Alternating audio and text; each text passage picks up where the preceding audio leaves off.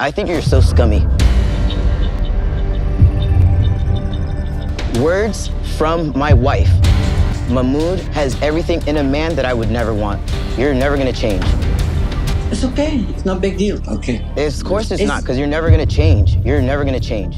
Listen to me. I didn't ask you to change yourself. So you don't need to ask me to change myself. Chris pops up with her intro, hailing from the booming metropolis of Haleyville, Alabama, where apparently the male is on permanent vacation. She's here to spill the beans about her small town life and its quirks. My name is Chris. I'm from Haleyville, Alabama. I'm 40, going on 20, because that's how I feel.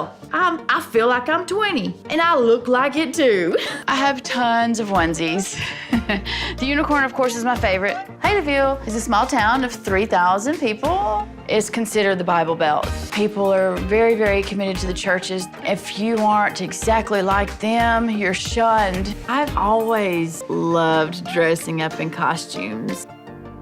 Chris dives into her love life history, dropping that she's been to the altar twice, but they were more pit stops than marriages. Raising her kids solo, she's now hunting for love online, because why not? I have 2 children, and I have been married twice. They both were not very long marriages.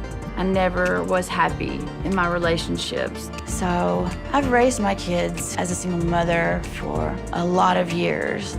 After my son graduated high school, I really wanted to find that connection that I always yearned for. So I decided to go online. And boom, plot twist. Chris spills the tea about Jamie, her girlfriend from Venezuela, who's chilling in Bogota. This isn't just any fling, it's her first serious rodeo with a lady. My girlfriend's name is Jamie. She is Venezuelan, but she lives in Bogota, Colombia. I was seeking out women that have been living the same type of life in hiding. She is my first serious relationship with a woman. Hi, love. I miss you. I love you so much, baby. I've always considered myself bisexual, but I've always been attracted to women more. Ready for a sneak peek into Chris's closet? Not literal closets, but you get it. Chris shares how sneaking off to gay bars was her escape, hiding her true self from the town gossip. The struggle was real, but Chris was just keeping it on the down low. I've only had a couple of relationships with females. And I don't really call them relationships. We were intimate. It was just that I never went out in public with them because it was embedded in me at a very young age. You know, this is wrong, and my fear kept me miserable for years, and I'm finally happy, and I would not change it for anything.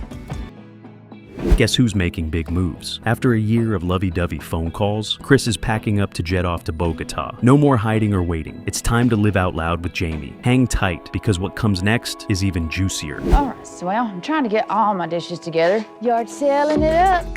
Jamie and I have been in this long-distance relationship for 1 year, and we haven't met in person yet. Our relationship has entirely been over the phone. Put all these cake things together.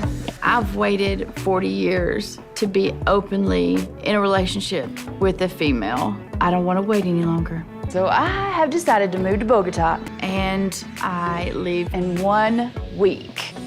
Wait, it gets crazier. Just 9 days post-landing in Colombia, Chris and Jamie are tying the knot. Fast and Furious style, but with wedding rings. They've never even met in person. Talk about an adventurous love story. Hold on to your socks because there's more heartfelt drama ahead.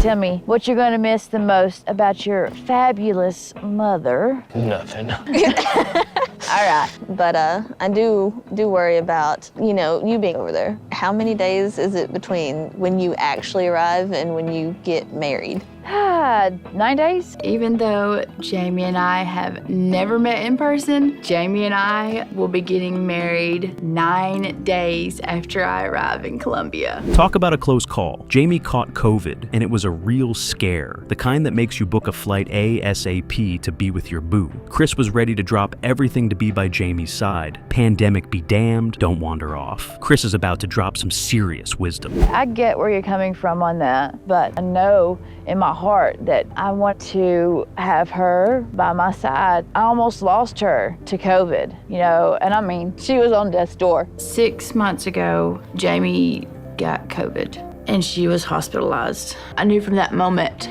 that I was coming to her and I was gonna do whatever I had to go be with her. I wasn't gonna wait for us to do paperwork or whatever we needed to do for her to come here. I knew I was gonna go there to be with her. Can you believe this? As Chris gears up for her big Colombian adventure, she reflects on all the eyebrow raises she's getting. But hey, she's all about following her heart, come what may. Screw the haters. Stay tuned for the grand finale. Chris's last thoughts are about to roll. I'm at a point where I want to follow my heart because if I don't, I will regret it the rest of my life. It's very worrisome for her to get married within 9 days with someone that she's never even met in person or knows well enough to, in my opinion, to trust them wholeheartedly. Does seem like Crazy. a fairy tale story. I gotta follow my heart on this one, you know, I think that's where we're different. Can you even? Angela is seriously miffed about Michael laughing off her request to ditch his Instagram. She's spilling the tea on how little she feels cared for, making a mountain out of this emoji molehill. I mean, who laughs at pain? Stick around because she's just gearing up. You know, I hate how me and Michael fight, but I do believe we had the best makeup sex there is. I was gonna wait to see Michael tomorrow, surprise him. I told him to take down his Instagram, give him another chance to do it on his own. And he responded with laughing emojis saying, laugh out loud. What's so funny about someone's pain? You know how that makes me feel? That he doesn't care about me. Like, who does something like this to their wife? I'll tell you who does. Someone that's not in it for love. A scammer. Hold on to your popcorn, folks. Angela's done talking and starts stalking. She's cruising down Michael's street, about to drop a surprise hello. She's sneaking up to his gate like a ninja. It's all about to go down, and you won't want to miss the showdown. He's to the left, right up here, look. There's a big, thick gate. Look, to the left, to the left, to the left, baby. Hello? That's my car, by the way. Renee. Yeah. You see that car? I'm a Nigerian woman married. My car. Michael, come out! He's scared. Michael, why don't you just come out? She just wants to talk, come out. Are you kidding me? I love you, but you will not take me for granted. You don't respect my family, I don't respect nobody. Put your feet in my shoes. Yikes, here it goes. Angela cranks up the drama by calling Michael out on his so-called love. She's throwing words like respect around, while basically saying he's done none of that. Tune in, because the tea is piping hot and the next pour is epic. Would you like it if someone didn't protect you that you married and put your whole life ahead, that you're getting older, gonna die earlier than this man, and he's got his whole life ahead of him? You put your life on pause? Tell Michael, answer the door. Renee, well, that's all right. We'll just tow the car. You see that car? This is my car. Come out. She's How about that? taking your car apart. My car. Michael, come on, Michael. I paid for this car, bitch. Tell him I'll break the windows next. You got the wrong mother. Buckle up, Buttercup. Angela is tallying up receipts, and we're not just talking money. She's ready to smash some windows to make her point. Angela's not playing games here, well, unless it's Demolition Derby. Watch what she does next. It's a real cliffhanger. This has been my most stressful trip to Nigeria. Last night, I gave Michael an ultimatum, take the Instagram down or leave it up, and my ass is going home. There's no choice. You take it down because you love me, or you keep it up because you love yourself. Hey, what's up? Sorry, I forgot to call you last night. I was worried about you because when you left, you were in such a frenzy about Michael. Speaking of Michael, Just when you think it's all doom and gloom, Angela catches a glimmer of hope when Michael mumbles something about taking down his Instagram. But don't put on your party hats yet, folks. She's got that I'll believe it when I see it vibe. Hello, Renee. damn, her voice changed. I'm good. How you doing? Good to see you. The thing is what are you Michael came to my room last night. He told me he was going to take his Instagram down today, which gave me hope that he wasn't frauding me and wouldn't be an opportunist. And he does love me. Why is this out there? What's going on? We fought a lot, and I did leave him at the restaurant, didn't I? Yeah. But he followed me, I didn't know, to the hotel. Oh boy, grab your tissues, or maybe your face palms. Angela's had it up to here. Imagine me gesturing way over my head. She's laying down the law, ready to bounce if things don't change. So, Michael, I like this feeling right here, but when you betrayed me, there ain't no ifs and buts. You see, I get sick from being upset. You hear my voice? Baby, you know I love you and I care about you, but you need to understand my own opinion because I told you the social media, the IG. I want us to have like a double income. And I told you no. I don't do anything yet. If you think I'm flirting or not. You're not gonna do what you told me? I can't do it. Talk about a plot twist. Angela's reflecting on the calm after the storm until she discovers Michael's been sliding into DMs. Betrayal's in the air, and it smells like heartbreak and screenshots. What's next is straight up soap opera gold. This is coming from Michael. He says to this girl, just letting you know, I'm not leaving you, baby, okay? I'm serious, okay? Hearts and the love emoji. And he says, miss you, I'll message you, okay? This is why I'm there in Nigeria. I don't deserve this. I don't. No matter how much we fight, I've not ever cheated on Michael, and I don't care. I didn't hide nothing with Billy. You know, I had a little crush. I admitted that. But it wasn't a low crush, obviously, because I love my husband. But this right here Michael did was all behind my back. Buckle up for this no-holds-barred opener. A panelist advises Nicole to consider divorce, highlighting the dissonance in her relationship. The advice is given based on differing views between her and her partner, suggesting that finding someone aligned with her views might be beneficial. This moment sets the tone for discussions about compatibility and personal growth within relationships. My advice to Nicole is to get a divorce. You can find somebody that has the same views as you. You see, it's a joke for them. You know Mahmoud well. You tell him change. Change what? First of all, how many times did Mahmoud ask for a divorce? Reply my question. Don't ask me another question. He has qualities to change. I ask you now. Listen to me. It's difficult here too. I would be there right now if financially we could live, but we can't. Did he really just say that? The conversation intensifies when Nicole confronts Mahmoud about his repeated requests for change. The panelists are engaged in a heated exchange over what it means to change in a relationship. The ambiguity and resistance to change from Mahmoud spark further debate among the participants about expectations and adaptations in partnerships. You know, it kills me because I don't think you realize just how bad this is for me. I don't enjoy this at all. I want to be there just as much as you want me there. But I'm having to work here because I can work here. Money is more important for her relationship. But the money, you eating and you having a roof over your head and you're talking about money's more important to me. If money was important to me, I would be spending the money on myself. But I spend every dime sending money to you. Every penny I make goes to you. Check this out. She's literally giving him every dime. Nicole passionately explains how she allocates every penny of her earnings to support her partner, stressing the financial sacrifices she makes. This moment underscores the tension between personal sacrifice and the perceived appreciation of such efforts by her partner, leading to a broader discussion on the value of financial contributions in relationships. What are you thinking right now? I just wanted her to acknowledge that everything I was doing was for her. That if I had the money, I would have left right away and I would have been there. And you worked so hard, constantly, working. But did we see Jamie working and busting her butt? Nope. Eso no es cierto. Mira, yo he trabajado toda mi vida, volví a trabajar. Yo lo único que le pedía a ella era que pagara la renta del apartamento. Yo a ella no le he pedido ropa, yo a ella no le pedí zapatos, nada, solo el apartamento. Oh boy, you thought it was drama before? Just wait. A revealing segment where Mahmoud is caught having inappropriate interactions with another woman. The discussion reveals his casual inquiries about personal details during a supposedly professional conversation. This segment highlights issues of trust and boundaries, sparking a debate on respect and fidelity in relationships. Can either of you explain what happened there? Mahmoud, you want to go ahead? You first, ladies first. Faddali, Mahmoud. Why do they think it's funny? Not true. It's just like she sells some stuff, and I was chatting for getting some stuff from here. And somehow I asked, "How old are you?" I know I don't ask that, but I did. What kind of TV do you like to watch? Oh, how old are you?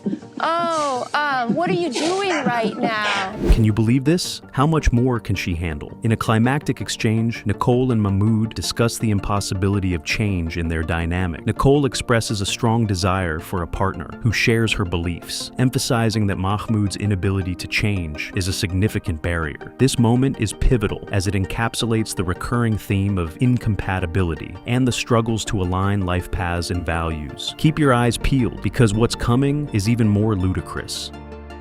I just said, ask you 2 questions. I should not. No, it was more than 2 questions, Mahmoud. You definitely crossed some lines there. No, Like- no. Yes, it was totally inappropriate, and you know it. What kind of TV shows do you like? Oh, I watch Egyptian TV and sometimes American TV. I don't get why they think this is so funny.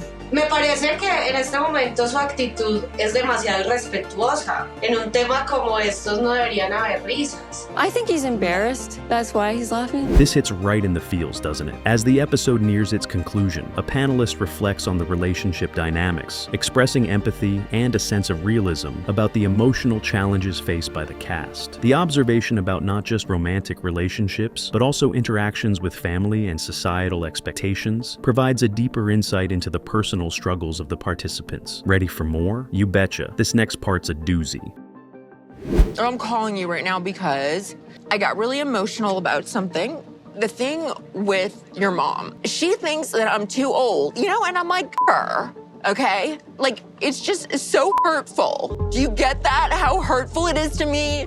And I would like you to convey that to her. And that if I ever hear her say that ever again, we will never speak again. Never. Never. Is it just me, or is it boiling out here? The video kicks off with the lady pondering if it's too sizzling to take a dip. She pops the question to her partner, Mahmoud, about donning a bikini to beat the heat. Mahmoud's not having it though. He's visibly ruffled, which sparks a somewhat awkward convo about what's cool to wear in the pool. This fires up a whole saga about dress code dramas that you just gotta see. Maybe hot today? It's really hot. Yeah, is there like some pool near from here? What do You you want to go like? swimming? Yeah. No, you don't like to be feel hot, honey. Can I wear my bikini? What if I'm just like teach you how to rest, so I don't want to be rude, you know. I'm just kidding, honey. So don't. You know what you will wear, sure. You know how I feel about that. I know, Ella, but like no way. So if you don't have that, you never can swim. You know that? Okay. So it's your choice. I'm never going to force you to swim, honey. Wow, did she really just go there? Our girl really loves her some swimming, but the suit Mahmoud prefers is like total mood elimination. The cultural clash is real as she tries to juggle his expectations with a cheeky suggestion to wrestle instead. It's a light moment, but totally points out how tricky this swimsuit situation is. Buckle up, because it's about to get even spicier. One of my favorite things is swimming. I really like to be near the water and in the water. That's really been an issue because of the swimsuit that Mahmoud makes me wear. You know, you're the only person I would do this for. I know, honey. I'm ready to do anything for you. Okay. Do you have to wear, I mean, this is a weird question. Do you have to wear something under it? Do you? What? I don't know. You don't know? No. Well, I need to know. I don't know. Mahmoud? What, Nicole? What did I do now? Nothing. Just go get ready. Just get ready? Yeah. You seem to be kind of mad. Hold on to your pool noodles, folks. Mahmoud gets all bent out of shape when she innocently asks if she needs something under her swimsuit. It's like a can of worms just popped open. She's reflecting on his temper and feeling kinda alien because she's American. It's a peek into some deep emotional and cultural rifts in their relationship. Oh, and just wait till you see what rolls out next. I think Mahmoud's mad because I asked if I need to wear something under the swimsuit. I get so tired of him always getting so mad at me, and it's like he really resents me for being American, I think. But he chose me. Did you get everything you needed? I'm ready. Let's go. Okay, let's go. Tuk. I'm going to take Nicole for a swim today, but I can tell she upset about when I leave the room.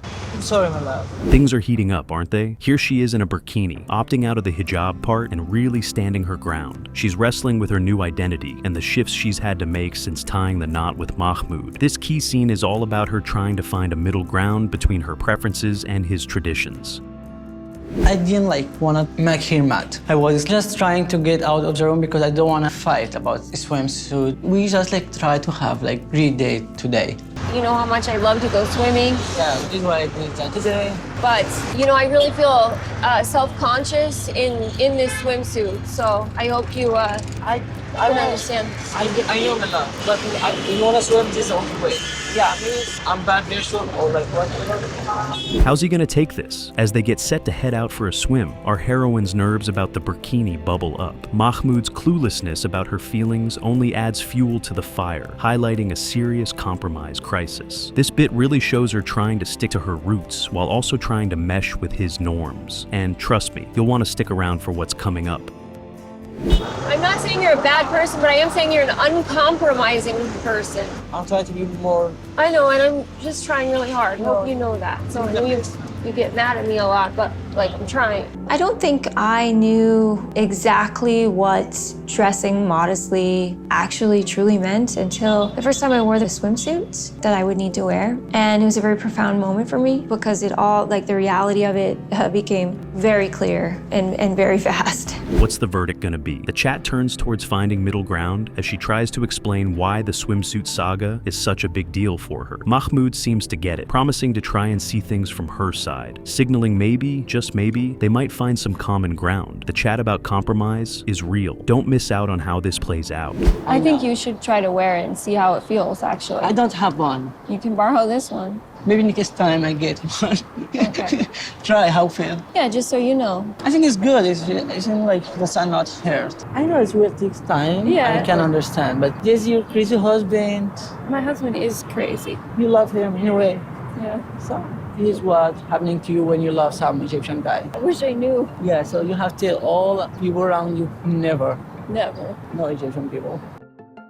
Are they finally on the same page? In the final stretch, we catch them poolside, her still a bit self-conscious but determined to enjoy the swim. They open up about the roller coaster of their cross-cultural marriage, sharing their hopes and fears about meshing their worlds. It wraps on an optimistic note, with both showing a willingness to bend a bit. I'm not sure if Mahmoud will ever compromise with me, but I'm not ready to give up hoping that that will happen. It's okay if I take this off? No way? No, why do you need to take that off? Because it's cut and it's not allowed to go with that. Oh, well, if it's not allowed, then I guess you have to take it off. Okay, my love, just for a few minutes, okay? I love you. When we're just being ourselves, with no criticizing, no fighting, just hanging out, that's when we're really, really happy. And that's why I need him to meet me in the middle and not make me feel bad about it.